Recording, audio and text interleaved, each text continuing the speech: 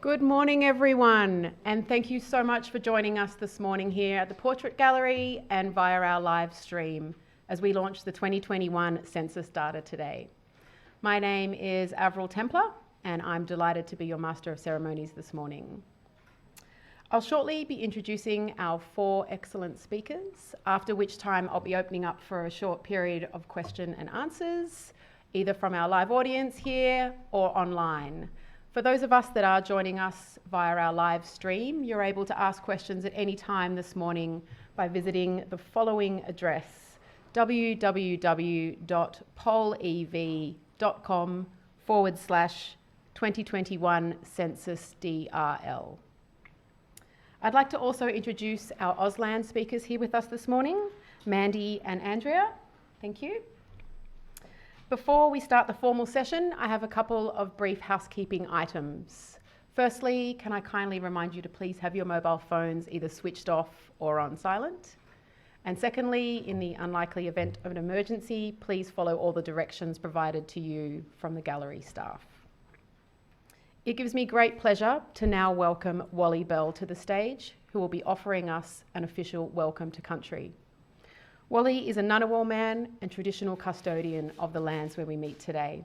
Can you please join me in welcoming Wally Bell?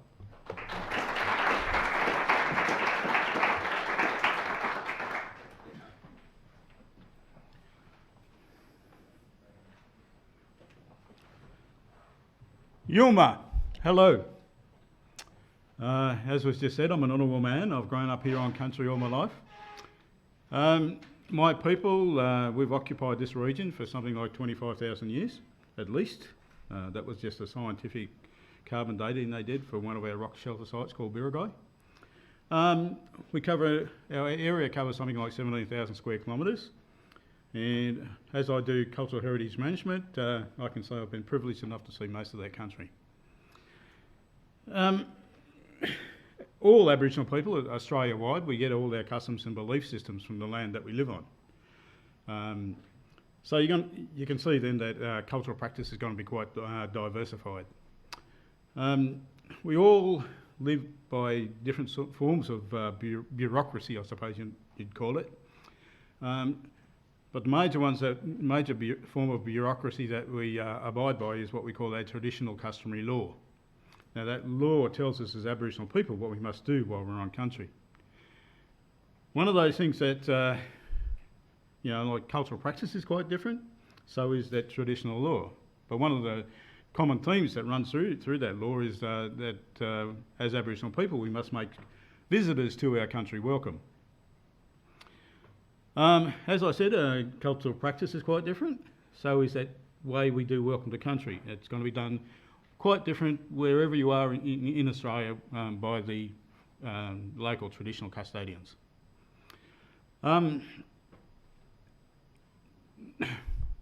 Ngunnawal people have different clan groups. We have 7 different clan groups. My clan group are the Yar people. We come from that place they now call Yass. So the way we do welcome to country is that we not only welcome people onto our country, but we look after and care for you while you're here. Now that's done in 2 ways. We look after you in a physical sense, and we look after you in a spiritual sense.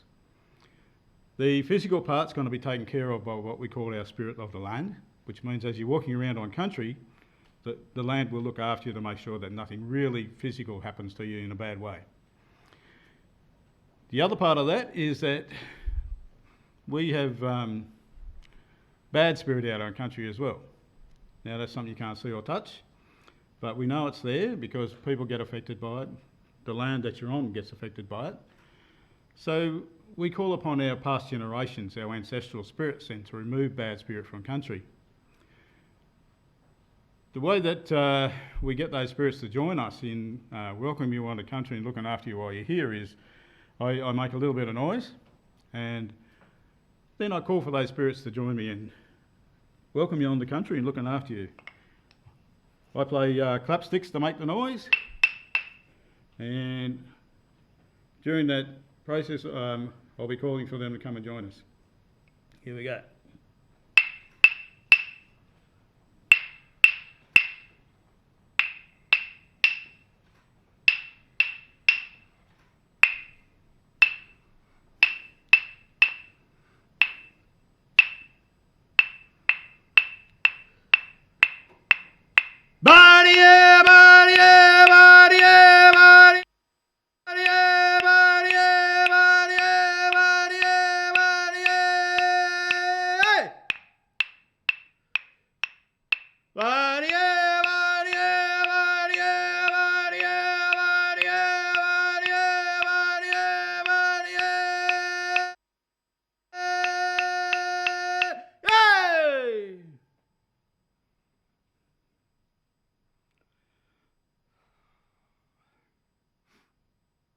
Okay, my being a Ngunnawal man, and I have really strong ties with my country. I can tell that those spirits have now joined us. As I said then, the spirit of the land will now look after you as you're walking around on country. At this very moment, our ancestral spirits are going around to everybody here, looking at your auras, making sure there's no bad spirit that might be attached to it. If they do find that stuff, they just grab hold of it, toss it off country, get rid of it. We don't want it here because we don't want it to affect you as a person. We certainly don't want it to affect the land that you're on. The spirits ask that you do two things while you're on country. First one, really important one, respect this place that you're in. Look after it, care for it, as we have done for thousands of years. Second thing I want you to do is also to respect and be kind and courteous to other people that you meet while you're on country. So if you do these two things for us, the spirits will then harmonise with your stay on Ngunnawal country. So may the spirits be with you today, tomorrow, and for always. I'll finish with some words and language. Darawanunna, Dara Ngunnawal, Yangu Nilawari, Donamayan, Naraganawali, Yumulundi. This land is Ngunnawal land. We've all come together today for this grand occasion. Welcome. John Yamaba, thank you.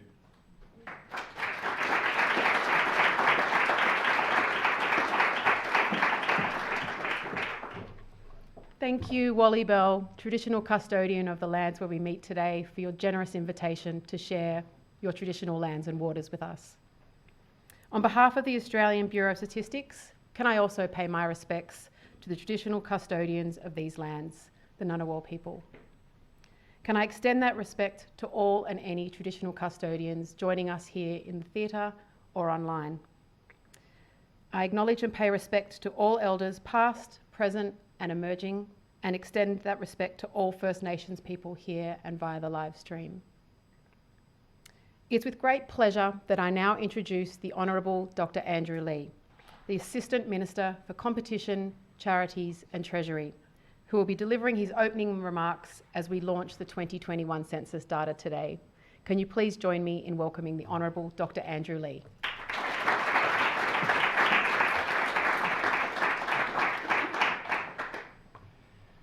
Well, thanks very much, and can I too acknowledge the Ngunnawal people on whose lands we're gathered today and pay my respects to elders past and present, and thank Wally Bell for a really powerful welcome to country today. Look, it's a real honour to be here to officially launch the 2021 Census of Population and Housing as the Assistant Minister with responsibility for the Australian Bureau of Statistics. I do so with great respect for the ABS and for the census and for the way in which the work of David Gruen and your team helps to inform policy in Australia. Before I joined politics, I was a professor at the Australian National University and a keen user of census data.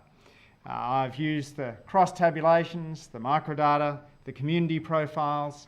I've used census data to investigate everything from long-run trends in income inequality to whether there's a relationship between child gender and parental divorce. Economists, researchers and stats nerds like me love the census. It's a snapshot of Australia and gives Australians a detailed picture of their communities. I spent part of my childhood in Malaysia and Indonesia, and I'm a passionate advocate for better understanding a multicultural and inclusive society. Census data helps us better understand emerging communities, informing how and where governments can engage.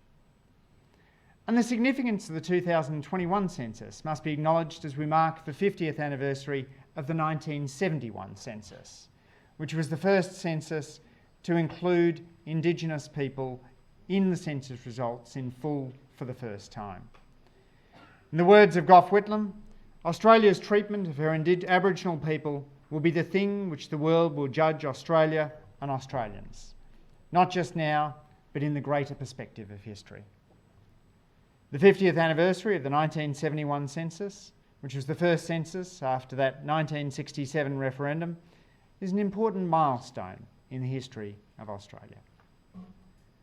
Another historic achievement for the nation and for the Australian Bureau of Statistics has been the successful delivery of the census during the pandemic.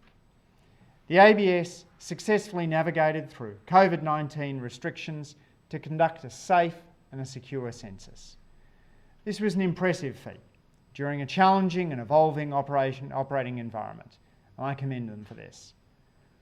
And I also commend the many millions of Australians who took the time to diligently and carefully fill in those census forms while under COVID lockdown. I'm pleased to note that Dr. Gruen and the ABS have engaged an independent advisory panel to review census data and provide a report on its quality. The ABS's tagline for the 2021 census is "Every stat tells a story." And historically, the Australian census has led to remarkable discoveries, surprises and stories about our nation. The results of the 1911, 1921 and 1933 census found a curious pattern in the data of deaf mutism, as it was known then, in a specific age cohort of young people. Research and analysis by ophthalmologist Norman McAllister-Gregg and statistician Oliver Lancaster led to the discovery of the link between rubella and congenital problems in unborn children. On a different note, I also learned that the 1947 census was the only Australian census to ever ask if a dwelling had access to a flushing toilet. 52% of Australians said yes, and it turned out that 3% of those dwellings had a toilet which was shared with another dwelling. A useful reminder as to how times have changed. In more recent times, we've seen the 2016 census show how multicultural Australia had become. In that census, half the population were a first or a second generation migrant. As every stat tells a story, every census must tell a multitude of stories. What will be the big stories from the 2021 census? We're about to find out. So it's a true honour to launch the 2021 census data today alongside so many capable and talented people from the Australian Bureau of Statistics and the broader Australian Public Service. Thank you to those who've worked hard to deliver the 2021 census. I look forward to learning the results alongside you today. Thanks very much.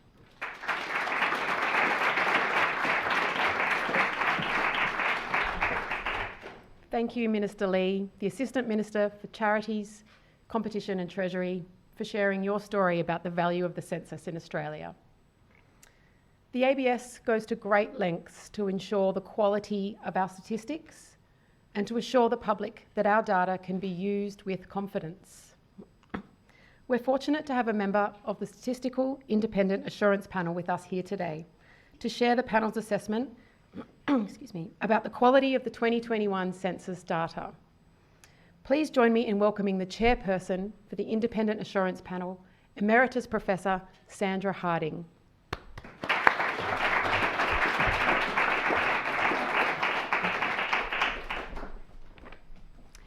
Thank you, Avril. I also would like to acknowledge the traditional custodians of the land on which we meet today, the Ngunnawal people, and thank you, Mr. Bell, for your very moving welcome to this country. It was much appreciated. We certainly acknowledge elders past, present and emerging. First, I'll provide a few preliminary comments and then let you know the outcome of the Independent Assurance Panel's work. The Australian Statistician established the 2021 Census Statistical Independent Assurance Panel to review the quality of the 2021 census data in recognition of the importance of transparency in data quality and the importance of the census data overall, noting that the census on this occasion was undertaken during the COVID-19 pandemic. The specifics of the task set for the panel are contained in the panel's terms of reference, and they're located at Appendix D in our report. The panel members come with a wide range of experience and expertise. The panel members are Ms. Leanne Liddle, Director of the Aboriginal Justice Unit, Northern Territory Government Department of the Attorney-General and Justice, Professor Peter MacDonald, AM, Emeritus Professor, School of Demography, the Australian National University, Mr. Peter Morrison, former Assistant Chief Statistician of Canada, who is responsible for the Canadian Census, Mr Dennis Gruen, AO, former Australian statistician from 2000 to 2007. Mr Stephen Walters, the Chief Economist of the New South Wales Treasury and member of the Australian Statistics Advisory Council, and myself, Emeritus Professor of James Cook University and former Chair of the Australian Statistics Advisory Council from 2001 to 2006. I want to assure you that the panel worked as a body independent of the Australian Statistician to discharge our terms of reference, meeting on 9 occasions in person, by video conference and by teleconference. A great deal of our work was undertaken between meetings, with discussions occurring via email and through a secure site provided for the purpose by the ABS. The timing of the panel's work has meant that our analyses have been undertaken and conclusions drawn about the quality of the 2021 census data at the national, state and territory level, but not for data at a more detailed level. And now I'm pleased to let you know the outcome of our work. The panel finds that the 2021 census data is fit for purpose, it is useful and usable, and of comparable quality to previous censuses and to international benchmarks. The 2021 census can be used with confidence. The panel undertook a range of analyses in making our assessment. The response rate is a very important contributor to data quality.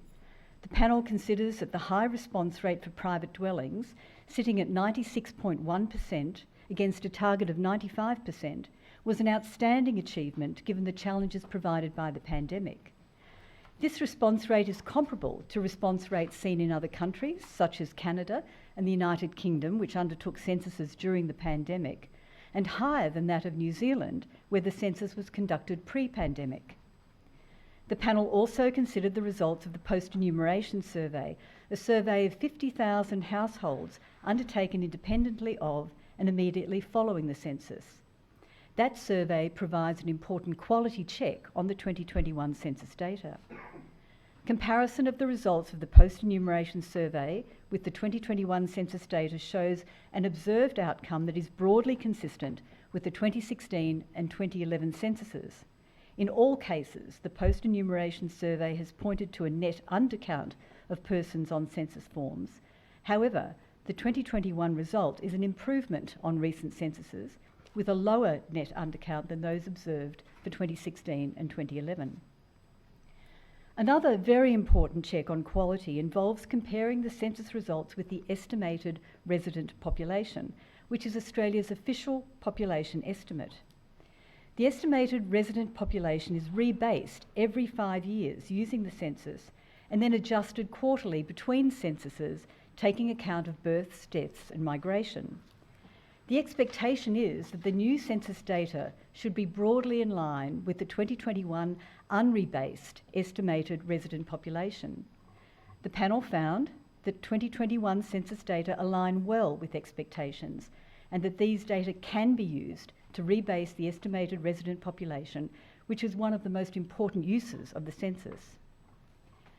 The panel also examined a number of key topics in the census, including population counts, sex, age, income, counts of Aboriginal and Torres Strait Islander peoples, country of birth, language and ancestry. The panel found that the levels and distribution of characteristics matched expectations well and were comparable to other data sources where applicable. However, the panel also found that despite increased efforts and investment by the ABS, an estimated 17% net undercount of Aboriginal and Torres Strait Islander peoples has persisted in 2021, consistent with the last 2 censuses. The ABS will examine this further. The panel also made some other observations on matters of interest, and these are contained in our report. But today, I want to comment on the ABS's management of the 2021 census during the COVID-19 pandemic. That census was undertaken at a time when many parts of Australia were in lockdown and movements into and out of Australia were tightly controlled. Over the period of the census, approximately a half of Australia's population were in lockdown at some time. Like many work organisations around the country, the ABS operations were affected by the pandemic, including difficulties with recruitment and the movement of field officers around the country. Nevertheless, through planning, risk management and rigorous testing, Disruptions to census field operations due to the pandemic were largely overcome without impact on the quality of census data or the safety of the public and census staff. The panel considers the ABS's approach to conducting the 2021 census during the pandemic was both impressive and well regarded and well managed. The ABS's census planning and innovation meant that the 2021 census fared very well despite the pandemic. So, to conclude where I began, based on our analyses, the panel has determined that the quality of 2021 census data is broadly in line with expectations and of comparable quality to the 2016 and 2011 census data and to international benchmarks. Therefore, the Statistical Independent Assurance Panel, charged with examining the quality of the 2021 census data, has concluded that the 2021 census is fit for purpose, it is useful and usable, and it will support the same variety of uses as was the case for previous censuses. Thank you.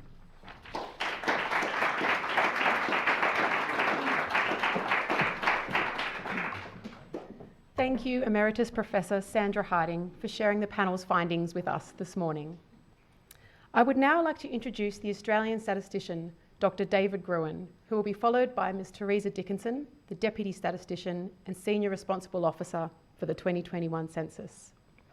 David and then Teresa will both be providing us with an overview of some of the stories that have come out of the 2021 census data launching today. Please join me in firstly welcoming Dr. David Gruen.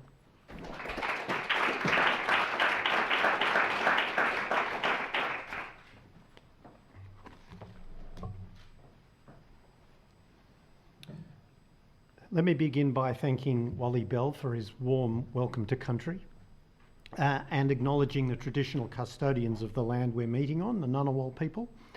I acknowledge and respect their continuing culture and contribution to the life of this city and region, and pay my respects to their elders past, present and emerging. I would also like to acknowledge and welcome other Aboriginal and Torres Strait Islander people who may be attending today or viewing online. Thank you to Minister Leigh for your opening remarks and for setting the scene for today's launch. I'd also like to thank Sandra Harding and all the members of the Independent Assurance Panel for their review of the quality of the census. A special welcome too to Dennis Truen and David Kalish, former Australian statisticians. David was in charge of preparations for the census until December 2019. Welcome. As I think you may have heard from others, today is like Christmas for data nerds across Australia. We are releasing millions of pieces of data today that tell the story of our beautiful, large and diverse country. The first stat from the 2021 census I would like to share is that 16,242 people reported in the census that they use Auslan at home. I'm pleased to welcome our Auslan interpreters today to help share our census insights. As Professor Harding said, the 2021 census data is of high quality. Over 96% of Australian dwellings completed the census, despite around half of households being in lockdown at stages during the collection period. This is an increase from 2016 and above our target. The net undercount of the census, that is the proportion of people who should have been counted but were missed, is the lowest on record at 0.7%. We aim to make the online service secure, easy and convenient, and we're pleased to say that 4 out of 5 households completed the census in this way. For the first time, the census counted over 25 million people. This is an increase of 8.6% since 2016. Australia has more than doubled its population in the past 50 years. Despite the impacts of COVID-19 in slowing migration, the increase since 2016 is only slightly less than the 8.8% increase seen in the 5 years to 2016. The ACT continues to be the fastest growing state or territory with growth of over 14%. The ACT has been the fastest growing for 2 censuses in a row, and its population has increased by 50% since 2001. 80% of the Australian population lives in the eastern states of Australia. The 2021 census provides a unique snapshot of Australia and the impacts of COVID-19. The 2021 census counted 2 million more people at home on census night than in 2016, with 500,000 fewer of us travelling overseas and also fewer people away from home within Australia. In terms of people moving in the other direction, that is into Australia, these were just over 60,000 international visitors during the census, far less than the 300,000 we counted visiting in 2016. Areas like the Gold Coast saw the impact of international travel restrictions with a significant drop in people at hotels and motels. In this census, the 50th anniversary of the first census to include all Australians, over 800,000 people identified as Aboriginal or Torres Strait Islander. This continues the significant increases we have seen each census, with an increase of over 25% since 2016. Aboriginal and Torres Strait Islanders are now 3.2% of the Australian population, with nearly 2/3 living in either New South Wales or Queensland. This is the first time the census has included a question on long-term health conditions, and this will be a key resource for delivering health services in Australia. Almost 1/3 of Australia's population reported having at least one of the 10 listed long-term health conditions. As might be expected, the most common health conditions reported change with age. The most reported health condition for children was asthma, whereas for younger adults it was mental health conditions, and for the older population, arthritis. The other new question was about current and previous service in the Australian Defence Force. Australia has nearly 600,000 current or former service members. This census has given us a snapshot of the population who have previously served, which is 500,000 Australians. Our largest age group of those who have previously served are in their 70s, and this will include many who served in Vietnam. The data collected in this census will enable delivery of more targeted services for Australian veterans. To continue telling the stories from the 2021 census, I would like to introduce Teresa Dickinson. Teresa is the Senior Responsible Officer for the 2021 census and Deputy Australian Statistician at the Australian Bureau of Statistics. Teresa.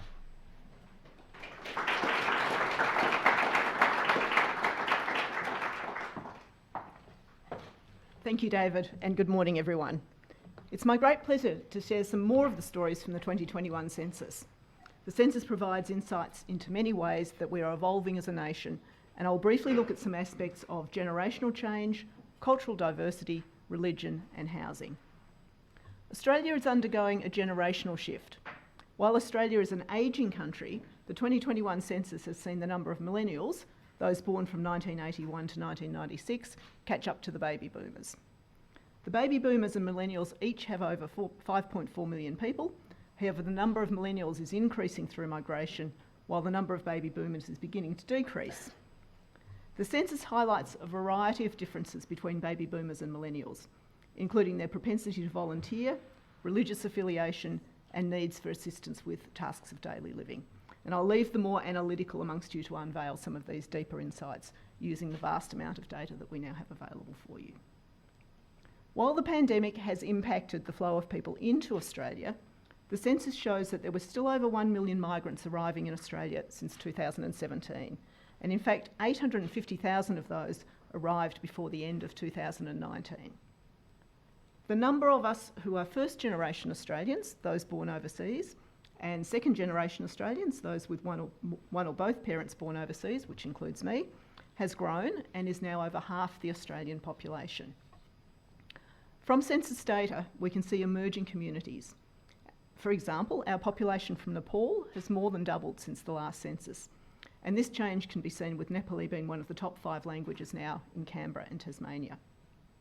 We have seen the largest increase in country of birth outside Australia being India, with 220,000 additional people counted, making India now the second highest overseas born population after England, and leapfrogging China and New Zealand. Turning to religion, the question on religion always attracts significant interest. In 2021, the number of people reporting no religious affiliation continued to grow and is now really nearly 40% of responses. This is an increase of 8 percentage points since 2016, which is also an increase of 8 percentage points on 2021.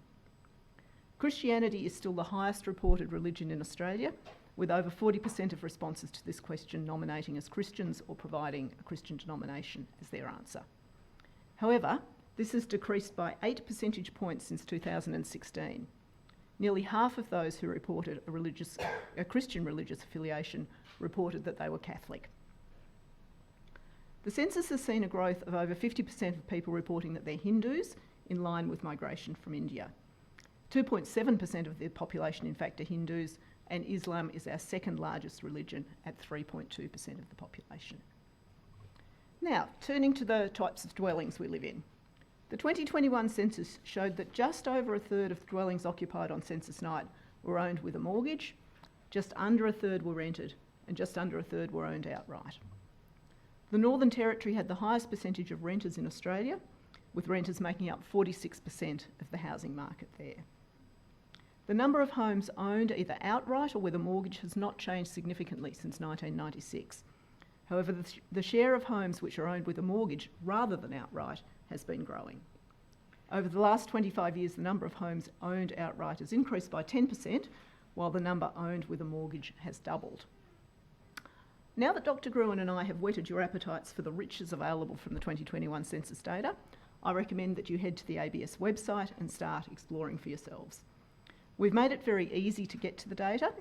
You can search for a specific geography, such as a suburb, postcode, local government area, or state, and get data for that area. And we have over 10 million tables of data available for you. And it'll take a while until you get through all of those, I'm sure. We also have census topic pages that provide an overview of each census topic with downloadable data. And in addition to that, our team are available to support you in searching the data or extracting more detailed findings for you. Before I conclude, as head of the census for the ABS, I would like to offer a couple of acknowledgements. I'd like to extend my thanks to all the staff who worked on the census. With over 30,000 people involved, some starting 6 years ago in 2016, it's been a massive effort.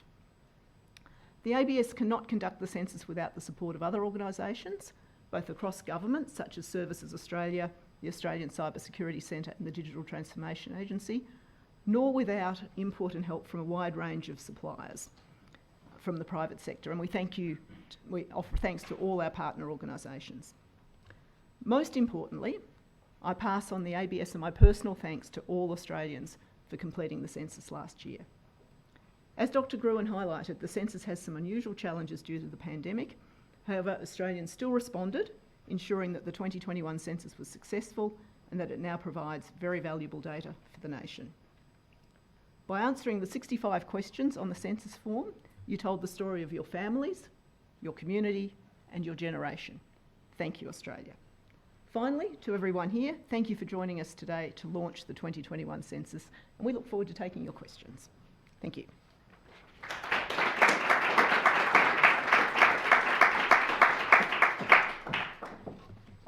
Thank you, Dr. David Gruen and Ms. Teresa Dickinson, for sharing some of the wonderful stories that have come out of the 2021 census data today.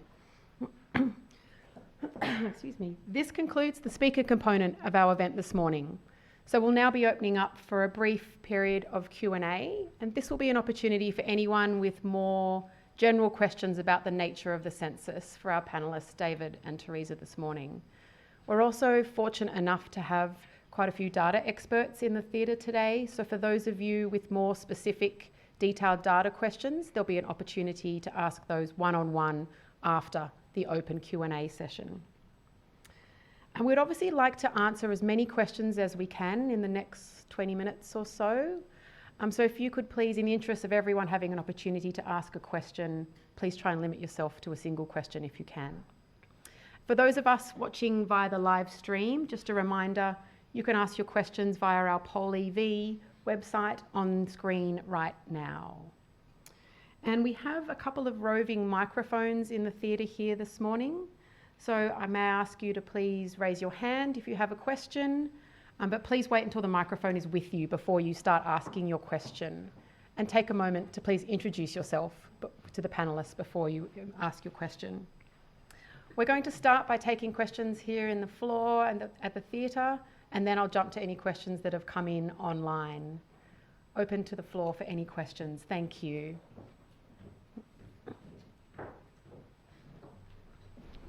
Hi, Rachel Klein from Disability Age. Just wondering, given the census was conducted during the pandemic, what sort of interesting pieces of data were thrown up because of that pandemic? Well, we saw that we counted over 2 million more people staying at home on census night than in 2016, and 1 million fewer of us travelling overseas. So that's a very basic figure about where we were on census night. And we can also see a response to restrictions on travel, with overseas visitors counted only 61,000 as opposed to 315,000 in the previous census. There will be a lot more interesting information, detailed information, on the effects of COVID in our second release in October, when we've got information about employment and internal migration, how people have moved between censuses. So we're all looking forward to that, but we're starting to see a lot of interesting information about the changes that we saw during COVID. I was just going to add to that and just say one of the things that will be interesting once people get a chance to delve into the data is comparing what various aspects of people's lives in those parts of the country that were locked down with other parts of the country that weren't. So that will be an interesting comparison. So roughly half the country was locked down, and there are going to be all sorts of things where people's lives have been imposed upon because of that, and comparing that with how people were living in those parts of the country where they weren't locked down. That will be an interesting comparison that people will be able to delve into when they get a chance to look at the data in detail. It's Marcus Mannheim from the ABC. Ms. Parkinson, you might have just muted my question because it might relate to the second release. But I wanted to know at this early stage, I think the question a lot of people are asking about the pandemic is, did it change fundamental ways in which we live? Like, did we leave the cities? Did working from home change our approach to, in particular, where we live? Is it too early to get an indication of the answer to that question? From the census data, we haven't got that detailed sort of information yet. October is sort of, if this is Christmas Day, then October's maybe your birthday or some other major celebration. But there's certainly been a lot of commentary, hasn't there, from various demographers and social commentators about what we saw happening. So there's a lot of theories out there about where we moved to, how much work did we do, what did a journey to work look like, was it more than just going into your lounge room? And that's the type of information that we'll have available in a couple of months that people can really dig into. Hi, Amelia Dunn from SBS. Obviously engaging with culturally and linguistically diverse Australians is always something that census focuses on. But how much more difficult was that in the pandemic? I think I spoke to you, Teresa, a couple of weeks from the census about this. And do you think it was a success being able to get into community, make sure they understand, make sure they know where to access it, despite the fact that half of the country was into lockdown? Have you been able to see those results? So thank you, Amelia. I think when we spoke, I talked about some of the arrangements that we were putting in place to support culturally and linguistically diverse communities be part of the census. So we had to do a fair bit of pivoting from some face-to-face arrangements that we were looking at to, I think my microphone has just cut out.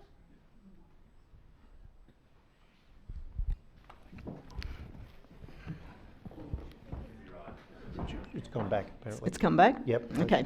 So we pivoted from face-to-face work in some areas to virtual. So we had a lot of virtual online sessions helping people fill in the forms, and they proved very popular, and that's something that I think we're going to do next time as well, potentially. So when we looked at the data coming in, even live while we were during enumeration, we could see relative numbers, relative proportions compared to what we were expecting for various areas that we knew were heavily culturally and linguistically diverse. And we were delighted that we were getting really strong response across the board there. There were no particular pockets that we were identifying where we thought people had really missed out, hadn't got the message about doing the census, hadn't completed the census. So that was really pleasing for us that everybody had responded. From the Canberra Times. Look, I just want to ask, with regards to kind of the mortgage and the housing makeup in Australia, was there any correlation between I think I have a backup. migration to parts of the country and more housing being committed to with mortgages? Great question, and that is too detailed for the briefing that I've been given, but we do have experts available after the meeting who can talk you through that. Unless, David, you're full bottle on that. I don't have that level of detail, but I mean, obviously, the huge benefit of the census is you get all this information, and then you have the opportunity for researchers to pore over it and find out those sort of levels of detail. There's quite a lot of interesting patterns in the housing data in terms of home ownership and the proportion of people who own their home but have a mortgage. That's gone up quite a lot, whereas the proportion of people who own their home outright has gone down by a reasonable amount. So there are quite a lot of patterns in terms of home ownership in the data, but it'll take some time to elucidate that in detail. From the Australian. I'm not sure if I'm on. Yep. Yeah. There are advocates who fear that the census results underestimate gender diversity because of a question that they say was poorly worded regarding if they identify as male, female, or non-binary. There's not maybe a transgender option, or maybe showing more granular data. Mm-hmm. Do you think that's a fair enough criticism, and is it something that may come into play in the next census for that to be broader? What's your response to that kind of commentary? Sure. So it's worth understanding the history.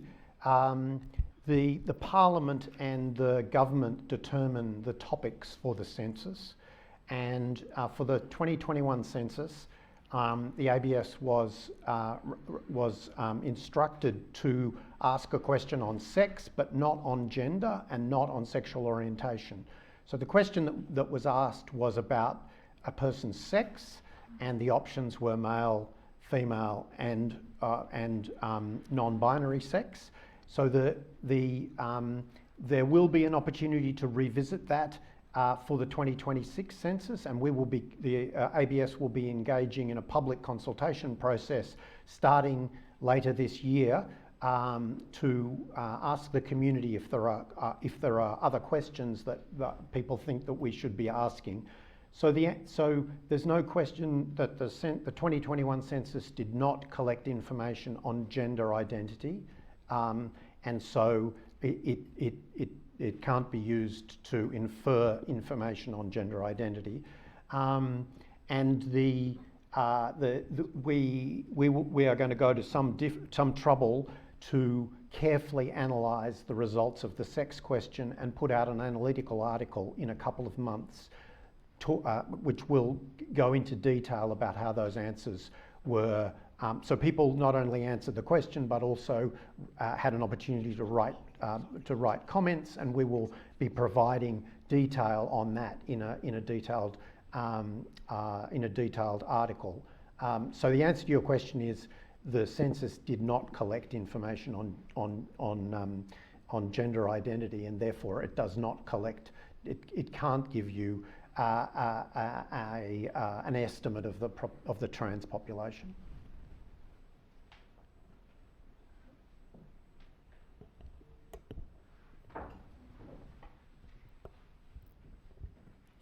From the Financial Review. The high participation rate suggests that security challenges and technological challenges are behind you in the census. Could you comment on the problem of trust in government in Australia and whether it's reflected here at all? And I wonder what the next innovation in the census is, given that online participation is already settled. So I think trust in government is a work in progress. I think as a consequence of the pandemic and there were many of the measures of trust in government ticked up, and so I think people responded to all the initiatives by feeling kind of more positive about government. So that's from where I sit, that's a good thing. In terms of the security of the census, I've often commented that it's an arms race, by which I mean that we're trying to obviously doing our utmost to protect census data and have done that successfully, but the bad actors are continuing to get more sophisticated, and the defences have to get more sophisticated. So it's a moving feast, unfortunately, and it requires continued vigilance to make sure that you maintain levels of security that are fit for purpose. And one of the innovations this time, which was extraordinarily important, was having the Australian Cybersecurity Centre partner with us from the get-go, and so that we had the best possible advice about high quality cybersecurity protection. But as I say, this is something where where things don't stand still, and where you have to keep improving the defences to ensure that nothing untoward happens.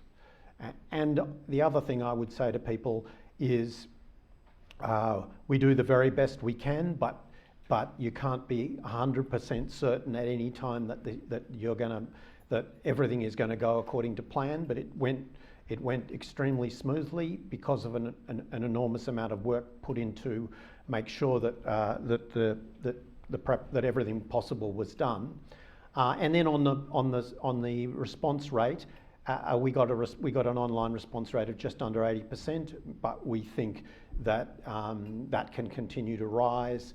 It saves the community money because it's cheaper to collate an online response than a paper response. But we will continue to provide the possibility of paper responses for those people who are uncomfortable about doing it online.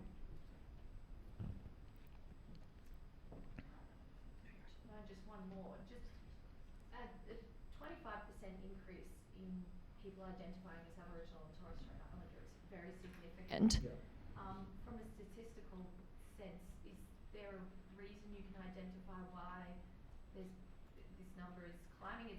Is it that we're getting into community more to get them to do the census? Is there anything you've been able to draw as to why this number is shooting up so drastically? So we've seen a similar pattern in the previous two censuses, namely increases of that sort of order of magnitude in the number of Aboriginal and Torres Strait Islanders who are self-identifying.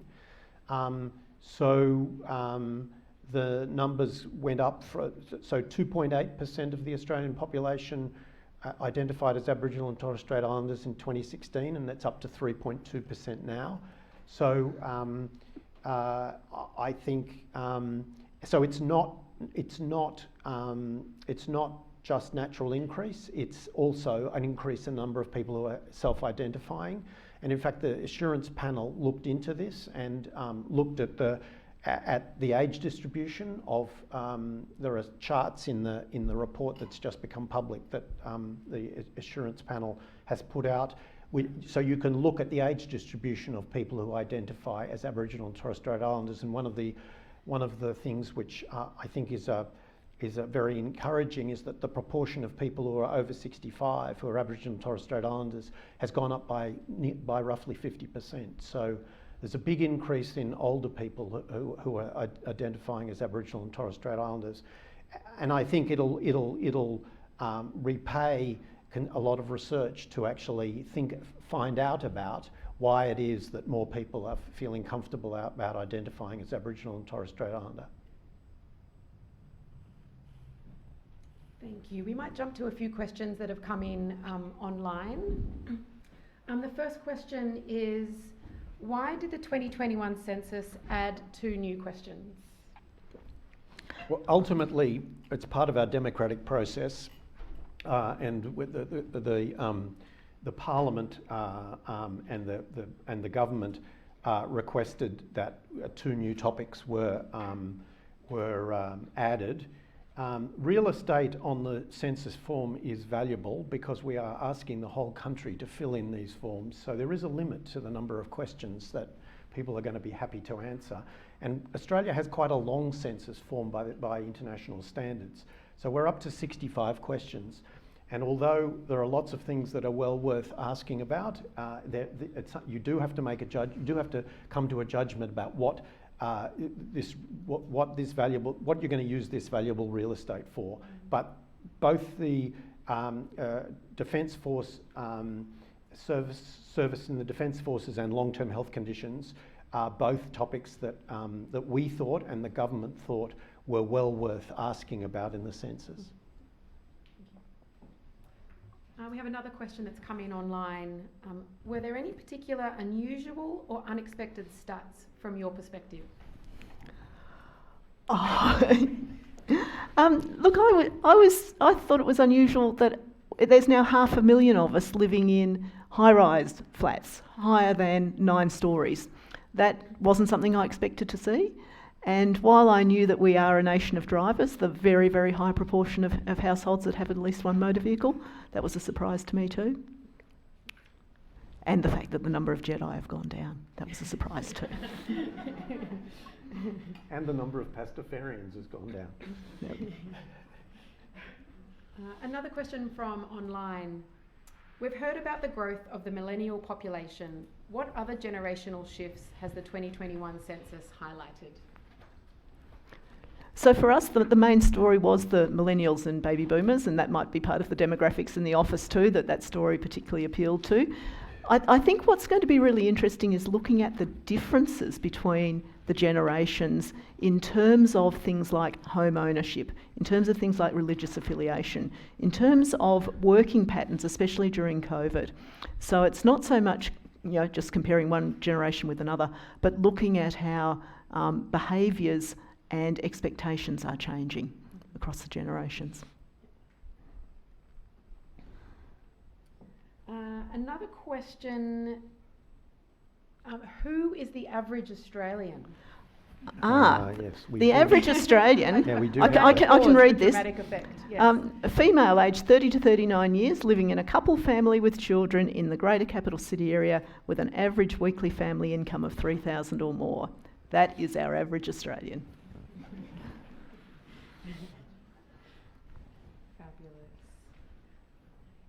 Are there any other questions back in the theatre?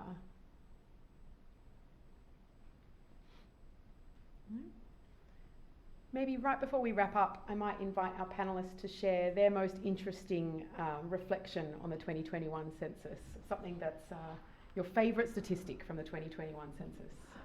Well, my favourite statistic, I think, in the sense is that we now have good quality data on those who've served with the Australian Defence Force. That's something Australia hasn't had available up until now. And of course we have that at small area level, which means that we can provide service and do planning for veterans.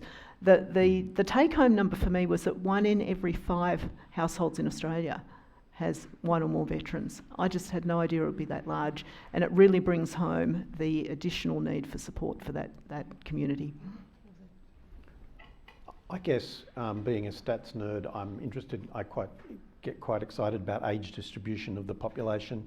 So the fact that the millennials are, on census night, the millennials are within a whisker of the number of baby boomers, and as was pointed out to me this morning by one of the ABS people, by now it's almost certain that the millennials have overtaken the baby boomers because they were only 5,000 short last August. So the changing age distribution is of interest, and that has profound implications for the sorts of society we are, and the sort of things that are become particularly prominent. Thank you. Great reflections. I think that concludes our formal event this morning. I would like to take a moment to please thank our speakers and panellists this morning for sharing their time and insights with us.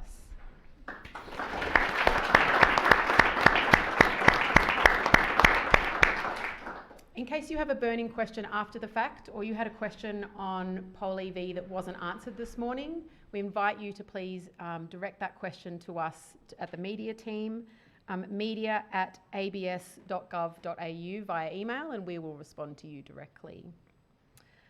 Morning tea is now provided outside the theatre doors, so I invite you all to please make your way out of the theatre and enjoy some morning tea before you depart for the day.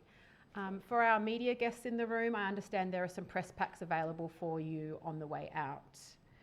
And for those of you who have pre-booked media interviews with one of our spokespeople, or if you would now like to arrange a media interview, please come and see one of our fabulous census staff in beautiful bright orange, and they will be able to assist you with that. Thank you and have a wonderful rest of your day.